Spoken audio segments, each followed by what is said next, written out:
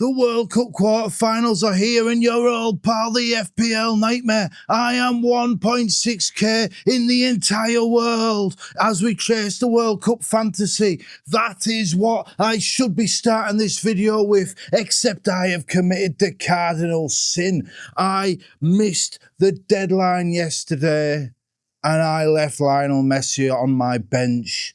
I left my team with a 0-point captain in Dest, who got subbed off early. 22 points gone to waste. And instead of being 1.6k in the world, I am now down to 12.5k. And look, 12,500 in the world is still a great position, you know. It's a wonderful position. But this is just what I do. I am the self-sabotage specialist when it comes to fantasy football. And I'm not going to lie, I am absolutely gutted. Absolutely gutted. I missed the deadline by 2 minutes. 2 minutes. You know, and it's frustrating because I was watching America and Belgium the other night and I saw Dest go off and I saw he had 0 points and I thought, just bring in Messi now. Just make him your captain now. You don't have to think about it. And I thought, no, Medina, you may as well wait for Medina, find out if he's starting, do it all together. You have plenty of time yesterday. Well, as it turns out, I was at work yesterday, which I already knew, and I didn't have the time between the team news being announced and Messi and the deadline, and then I left Messi on my bench. So instead of those 22 points, I have 0. I got 0 points from my captain. I had the world's greatest footballer ever left on my bench for no reason other than I was trying to be sensible. And that is a bit of a kick in the teeth, I'm not going to lie. But look, I'm not making excuses. I could be here and say, oh, the kickoff time was an hour earlier. Oh, the game's a con. Oh, it's this, it's that, it's the other. There's no excuses. You know, one thing you'll always get on this channel is accountability. And I messed up. And it's a decision, a mistake that is going to haunt me. This game, this FIFA Fantasy World Cup game, I wasn't even going to play it.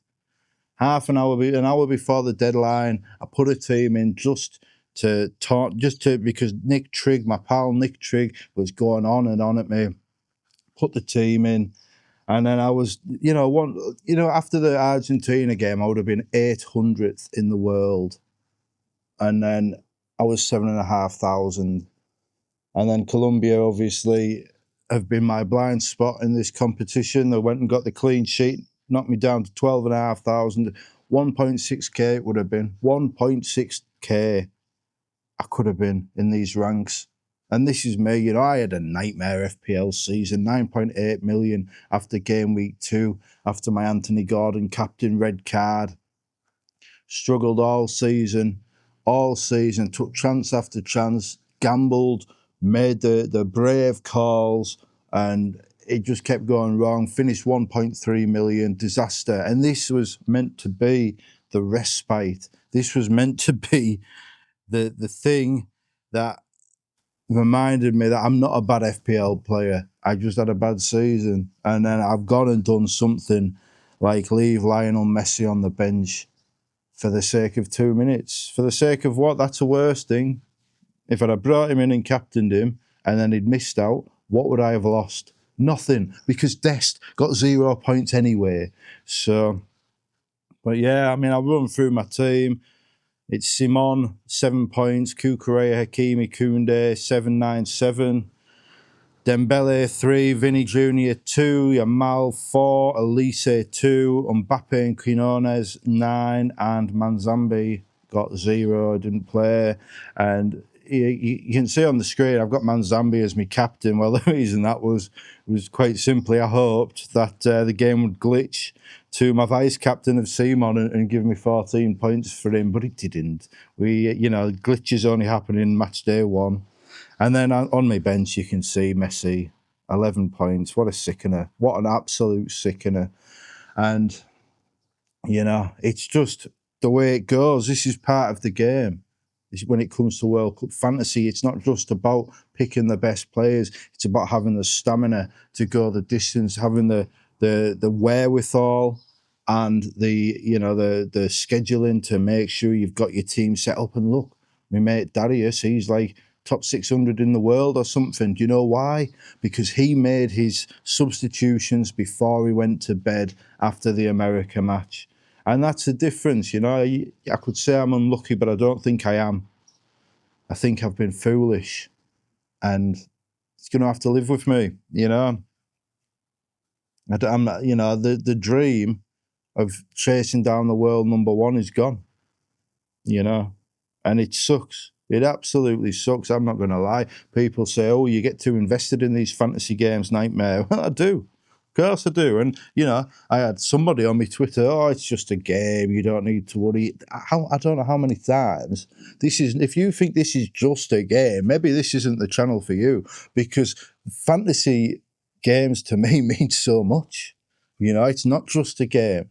It's a community. It's friendship. It's the avenue to talk to me pals about something, and through those conversations talk about more serious things. If my pal's got a mental health problem and he doesn't want to talk about it, we can start, it's not nice to just come straight, oh, I see you've had a bad day, is your mental health on the ticker? It's hard to start a conversation like that. Oh, did you see what happened to me the other day? I went and left Messi on the bench. What a disaster. How are things with you? You seem a bit down. That's how I look at it. It's the avenue to the more serious conversations. But I'm not going to get into that. You can go on, watch my interview with Gary on the podcast, talk about all that sort of stuff in a lot more detail. This is a FIFA World Cup fantasy thing. And look, I'm not going to lie, I did think about pulling an FPL focal and deleting my team, forgetting this all ever happened, but I'm not going to do that because, I thought about not doing another video, just, letting all this fall to the wayside. Again, I'm not going to do that because on this channel, I'm accountable. That's one thing. I will always be honest with you, like I always am, whether good or bad. And I suppose the one good thing is if I look to the quarterfinals, I've got 11 players that have made it through, and that is something. Simon, Medina, Kukurea, Hakimi Koundé, Dembele, Manzambi, Amal, and Elise, Mbappe, and Messi all made it through. All got decent ties as well. These are not players, apart from Hakimi, obviously, but he's a great player, Hakimi, and it could be that he gets a goal anyway. This is not a bad thing. The problem is, of course, Medina was benched. Will he play the quarter-final? We don't know. Tagliafico came in. It seemed to do all right, but at the same time, Argentina did concede twice. Should have been 3. That FIFA corruption in action again. Is it corrupt? I don't know if it's corrupt or not. I don't think it's worth... it's the World Cup is always marred by controversy in some way, shape or form, but the thing is, if it was corrupt, Argentina won't win. I don't think Argentina are going to win anyway. But yeah, I look at this team and Manzambi, will he be fit? I just don't know. As I'm recording this, I don't know. And I can tell you, if Newcastle do manage to complete the sign, it'll probably turn out that he's got an ACL injury or something. So I've got to think about Manzambi. I've got to think about Medina.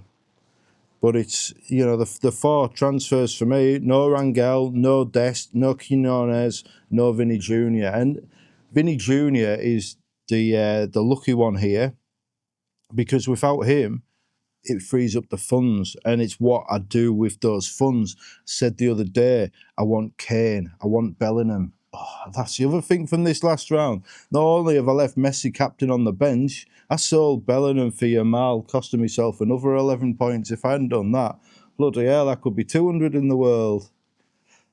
At least it's 12.5k. At least there's nothing left to, you imagine the pressure. I don't even know if I'd have handled it if I was that high, to be fair. Oh, it's a sickener. It's an absolute sickener. But look, you're not here to listen to a 41-year-old man whine. You're not here to listen to me moan. You're here for my strategy advice, the strategy advice that should have had me at 1.6k in the world.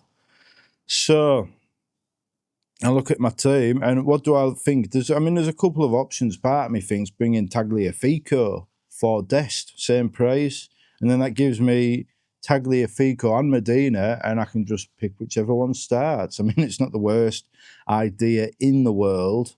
Probably not going to be the one I'm going to go for. What I want is Bellingham and Kane, because, like I said the other day, it wasn't as much fun watching England as it should have been having two Mexicans in my team, because it pulls you in different ways, especially if a game means something to you like this one does to me. So I want Bellingham and Kane, so when I'm watching England, all I want is England goals. And if I don't have an England defender, then it doesn't really stress me as much if England concede, because they'll still need to score more goals. Now, I can afford one of them. Bellingham to Vinny Jr. to Bellingham is just fine. I can afford that. The problem comes if I want Kane, and look, there's four strikers here. You've got Mbappe, Messi, Kane, and Haaland. You want Mbappe, you want Messi, you've probably got them. And then Kane or Haaland, who do you think's going through? And whichever one you think's going through, that's who you want up front. You don't want to be messing around. The strikers are getting the points. You know, Kane and Haaland, both penalty takers. And we saw again yesterday, if you miss a penalty, you lose nothing. So you might as well have them. For me, it'll be Kane. And I will find a way to get Kane and Bellingham in. And the way I'm going to do that is by sacrificing either Lamine Yamal or Ousmane Dembele. And look, Dembele, great player. Like I said the other day, great player. He could do a hat-trick in half an hour like he did earlier in the competition. But he is getting subbed early in every match. And at this stage of the competition, extra time is on the table. And if you're having a player subbed off after 60 minutes, when you could have a Bellingham who will likely play 120, like, it's almost twice the pitch time. It's a no-brainer for me. And that's why I'm probably leaning towards Dembele out rather than Yamal. One, because I think Yamal could have a field day up against Maxime de Kuiper. I think Dembele is going to find it harder against Morocco. Morocco seem very organised defensively. I'm not saying they're world class or anything, but I think that'll be a tougher game, especially given France have got an all-Argentina refereeing corps taking charge of that match. Is the corruption? Is the fixing? I don't think so. I don't think so, but I can understand why people do. So, yeah, so that's probably what I would do is, and then, yeah, I'd probably sell Dembele, and then I would sell the defender who didn't go through, Dest. I would sell Dest.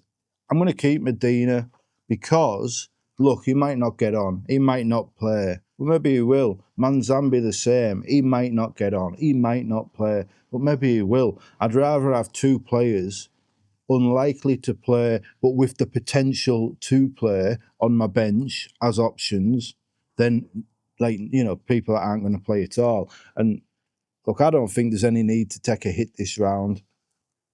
If you can get to 11, I would take a hit.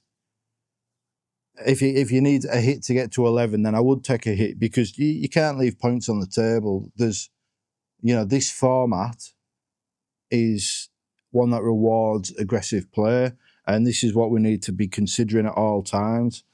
It rewards aggressive play, so be aggressive. Don't go with 10 men when you could have 11, and that 11th player could get 10 points, especially if it's a scouting bonus player. Now, I want Bellingham and Kane, and I'm going to get them in. And how I'm looking at doing it is bringing in Baena from Spain in midfield, £6 million, and then probably Kubasi from Spain also in defence, or, could be Luca Digne for the same price if I go for the French option. thing that puts me off Digne is he's up against Hakimi, and I think Spain win 2-0. They haven't conceded a goal all competition. I don't see Belgium being the ones to change that, but maybe they will. Maybe they will. And look, there are other options. You know, if you do fancy a punt, you know, look at England. If I decide to go all in on England, I could get Jed Spence. I could get Nico O'Reilly. Excuse me. Jed Spence, 4.5 million. Nico O'Reilly, 4.7 million. You know, both good options. The problem is which one starts, you know, because you think Jed Spence should start right back, but will Reece James be fit? We just don't know. Nico O'Reilly should start left back, but if Reece James is fit, will it be Jed Spence? We just don't know. It's hard to judge that particular situation. I'd probably lean towards O'Reilly. The other one I quite like is Ryerson from Norway, because you know I had him early in the competition. He's on a lot of set pieces. He is basically the Norwegian Alexander Arnold, just at a slightly lower level. And 4.2 million. That, you know, those extra funds, that extra 0.8 million from a Kubasi, from a Digne, that could go a long way. They could, like, and you know, especially when you think 4 teams are leaving the competition, and the 4 teams with the cheap budget enablers are the ones you would expect to leave. So getting Ryerson in and hoping for the Norwegian upset, I mean, it could happen. Of course it could happen. They've just done Brazil. They've got Erling Haaland, you know, and we don't suspect Dan Burn will start, which plays into Haaland's hands. Other options, though, you've got Ungoy of Belgium. Look, he's started 2 games so far. He started the last game, 3.7 million. Then you've got Halal of Morocco, 3.5 million. Look, are Morocco going to beat France? Probably not. Can they keep a clean sheet? It's going to be a struggle, you know, especially if it goes to extra time. You're talking 120 minutes without, you know, Dembele, Elise, Desiree, Doué, Barcola and Kylian Mbappe scoring. It just seems unlikely. But there is something to think about here. 3.5 million for Halal. If you've got your clean sheet shield as well, maybe that could get you the clean sheet you need. But also 3.5 million frees up 1.5 million pounds. And as we reach the semi-finals, having Hal as, you know, a dead player on your bench for 3.5 million is certainly better than having, you know, a Quinones or a Dest or, you know, anyone like that, even a Ryerson. You know, it's 0.7 million saving over a Ryerson. So that's something to consider. Is it worth getting in a budget defender like Halal for 3.5 million to release those funds elsewhere and make sure those funds elsewhere are still available in the latter stages? Something to consider. Midfield, you can see on my team, I've got Bayena in instead of Dembele, purely to release the funds for Harry Kane. And to me, he's almost like Bayena's the default option because he's the only one of that price bracket I expect to go through. So it makes no sense not to get him. There are other options. You know, 4.7 million, we're talking about getting in the budget players to free up the funds elsewhere. If you are prepared to sacrifice a midfielder, and let's be fair, they're not doing the points. If you are prepared to do that, then Sander Berger of Norway, 4.7 million, is the best option because he's the cheapest one, he's playing, and he is a threat from the set pieces. I don't like it as an option. His teammate Patrick Berg, 5.6 million, another good option. Or De Ketelaere from Belgium. CDK from Belgium, 5.6 million, scored twice in the last game, got the assist. Great score. Scouting bonus as well, I believe. But the problem is he will come off early and he'll probably go out because I do think Spain go through. But if you think Belgium can beat Spain, why not roll the dice on De Ketelaere? That is a hard name to pronounce. De Ketelaere. Why not 5.6 million playing centre forward? And he's just scored twice. Yuri Tielemans is another good option. 6.1 million, has the penalties. Definitely worth considering. But for me, you know, I just don't think there's anything else. What else is it? Lamine Yamal, is it worth getting Yamal? Was it a mistake? I don't think so. He got the tackle bonus for one. How can you say a player getting tackle bonus could ever be a mistake? You know, it's one of them, isn't it? You know, he outscored Dembele, so it wasn't a mistake in that sense. And I fancy him to do well. He's up against the Kuiper. He seems to be growing into the competition quite well. And, you know, I mean, there's an argument to sack him off and get Anthony Gordon. Why not? Gordon looking great. And that interaction with the Mexico manager, one of the highlights of the World Cup. But for me, I feel like the targets are simple. It's Kane or Haaland. It's Bellingham. You know, it's a Spain-France defender. Now, a few people have lost goalkeepers, and I had a big argument with D-Unit last night. Not a big argument, because he was talking about bringing in Simon from Spain as one of his 4 transfers, and I'm like, what are you doing? You know, going with 2 strikers and bringing in a goalkeeper. And I'm like, what are you doing, man? What is Simon going to do? 7 points at most. You've got a goalkeeper playing. Maybe he doesn't get 7 points. Maybe he saves a penalty and gets 5. Maybe he does get 7 points. Doesn't really matter, because all Simon's going to get is 7 points at most. When you could bring in an Anthony Gordon, or a Harry Kane, a Bellingham, Dembele, a Yamal, an Elise, a Desire Doué, a Nusa, De Ketelare, and all these players. Pedro Porro, Lucadinha, all these players have that double figure potential, 15-point potential. Why go for a player who's likely to add 5 points to your team when you can get one who has a chance of adding 15 points? And I'll stand by that. And if you're in that similar position, sack off the second keeper. Oh, it would be nice to have a keeper to rotate to if your first choice does nothing. But you know what would be even nicer? To get a differential goal from a player that you maybe wouldn't have had, and you might as well go for it. Now, in the semi-finals, I'm under the impression, because it's common sense, that the third place playoff will apply in this competition, in the Fantasy World Cup. But then I haven't seen any confirmation of that anywhere. And the other thing that's bothering me is that we get 6 transfers and we're allowed 8 players a team from the final. Why would they do that if the third place playoff was active? I don't know. I actually emailed FIFA about it to find out if I could, but they didn't get back to me. They don't care, contact us for help, it says, but FIFA don't care. Too busy fixing the Argentinian matches to fix the fantasy game. I'm only joking.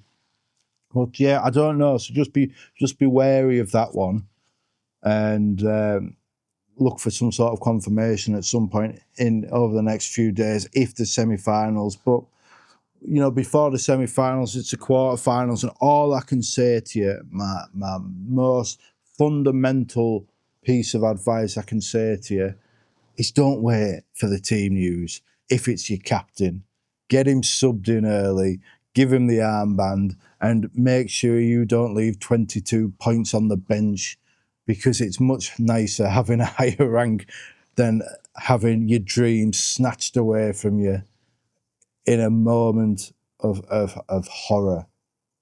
And it sucks, but it is what it is. And we go again, and we live, and we learn, and we look forward to the future. Thank you for watching. We will see you next time.